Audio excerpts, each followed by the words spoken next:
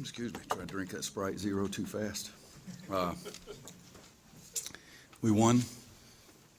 I'm as happy as I can possibly be. It wasn't very pretty, and Wake struggled, and so did we. We shoot 26% in the second half, so everybody shows up at my weekly press conference that talks about what a great shooting team we are. Remember, don't ask me that frickin' question anymore. Bryce, 27 and 11, 11 out of 12 from the free throw line. Defensively, we created some turnovers early, and that gave us a little confidence, and we had 10 or 12-point lead, and we had it 20. One of the few times I looked up at the scoreboard, I think we had it 25 or something, 24 at one point. We turned it over 3 of the next 4 possessions, but we didn't practice very well this week. And so as a coach's viewpoint, I'm glad we didn't play well. Maybe we'll learn something, practice better before we play at Virginia Tech on Sunday. Tomorrow's off, and so we got to come back Friday and Saturday and have great practices and get a heck of a lot better.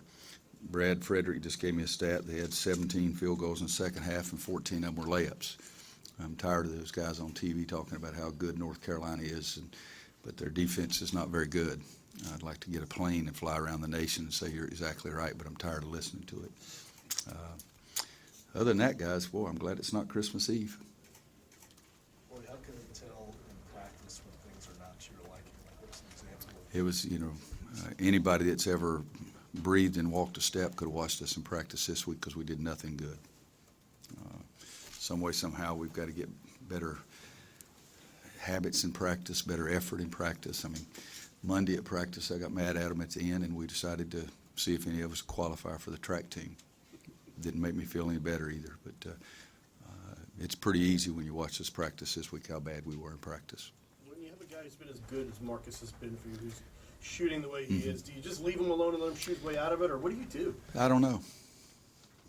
I guess they pay me a lot of money to say I don't know, but I've never had a player that I've had more confidence in my entire life than Marcus Page, but the ball's not going in the basket right now. But he is doing some other things. I don't know what he had.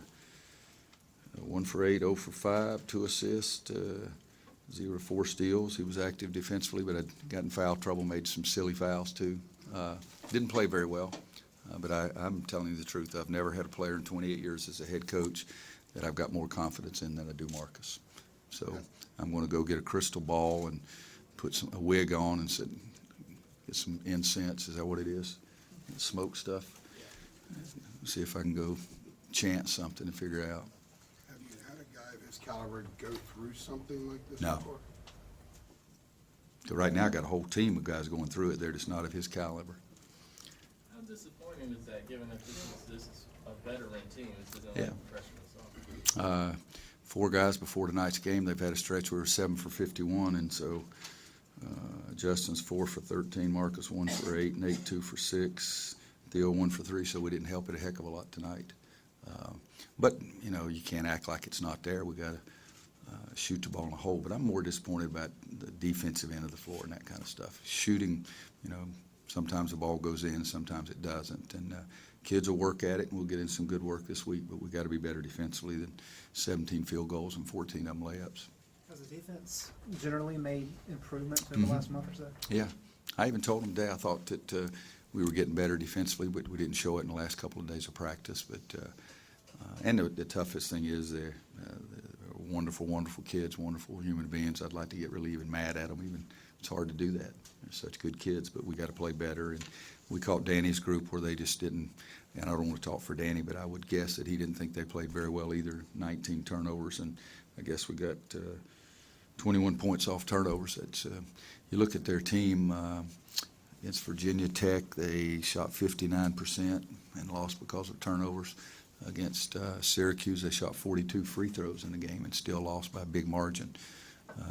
You look at the one stat that's really been killing them. Again, I shouldn't even talk about Danny's team, but point turnovers and points off turnovers has really killed them the last 3 games.